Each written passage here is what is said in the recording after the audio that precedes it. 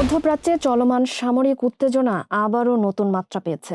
সাম্প্রতিক এক হামলার পর যুক্তরাষ্ট্রের আকাশ প্রতিরক্ষা ব্যবস্থার সক্ষমতা নিয়ে নতুন করে প্রশ্ন উঠেছে আন্তর্জাতিক মহলে।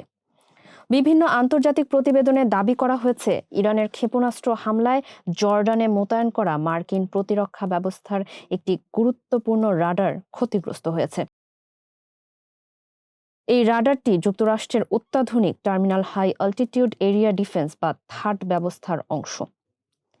উচ্চ আকাশপথে শত্রুপক্ষের ব্যালিস্টিক ক্ষেপণাস্ত্র শনাক্ত ও ধ্বংস করার জন্য তৈরি এই প্রযুক্তিকে যুক্তরাষ্ট্রের অন্যতম গুরুত্বপূর্ণ প্রতিরক্ষা অবকাঠামো হিসেবে বিবেচনা করা হয়।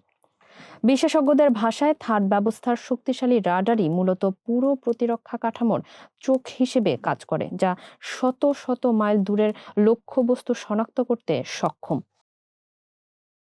প্রতিরক্ষা বিশ্লেষকদের মতে সাম্প্রতিক হামলার লক্ষ্য ছিল এই গুরুত্বপূর্ণ উপাদানগুলোকে অকার্যকর করা, কারণ রাডার ব্যবস্থা ক্ষতিগ্রস্ত হলে পুরো প্রতিরক্ষা ব্যবস্থার কার্যকারিতা উল্লেখযোগ্যভাবে কমে যেতে পারে।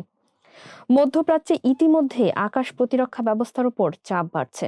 ড্রোন ও ব্যালিস্টিক ক্ষেপণাস্ত্রের ক্রমবর্ধমান ব্যবহারের কারণে প্রতিরক্ষা ব্যবস্থাকে একাধিক দিক থেকে মোকাবিলা করতে হচ্ছে।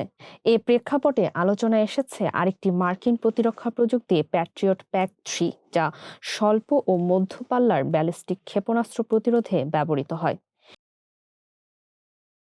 বিশেষজ্ঞরা বলছেন, বিশ্বজুড়ে যুক্তরাষ্ট্রের খুব সীমিত সংখ্যক থার্ড ইউনিট মোতায়েন রয়েছে এবং প্রতিটি ইউনিট তৈরি ও পরিচালনায় ব্যয় হয় কয়েকশো মিলিয়ন ডলার।